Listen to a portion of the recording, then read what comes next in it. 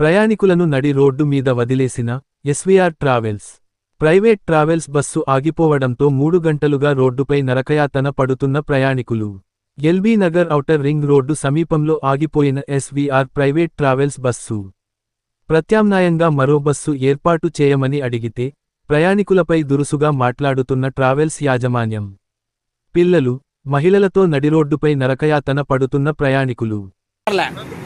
ఇక్కడే ఉండాలి, అప్పటి వరకు మేము ఇక్కడే ఉండాలి. నేను ఏం మాట్లాడుతున్నావన్నా? అవుతుందంటే భరోసా, కాన్ఫిడెన్స్ ఏదన్నా? ఓకే అన్న, మధ్యలో ఆగిపోయింది అన్న, అప్పుడు ఏం చేస్తావన్నా? మధ్యలో ఆగిపోయింది.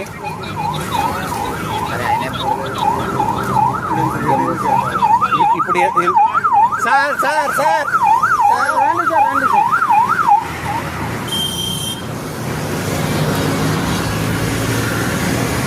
3 అవర్స్ నుంచి ఇలానే కూర్చుని పెడుతున్నాడు. బస్సు ఆల్టర్నేట్ ఏం లేదు. ఓనర్తో మాట్లాడితే మేము స్టాండ్ బై చేయం. ఇప్పుడు ఆగన్నా, నువ్వు ఇప్పుడు 3 గంటల తర్వాత కూడా సాల్వ్ అవ్వలేదు, అప్పుడు ఏం చేస్తావు? ఇప్పుడు సాల్వ్ అవ్వలేదు ఇష్యూ, అప్పుడు ఏం చేస్తావు? అవ్వకపోతే ఏం చేస్తావు?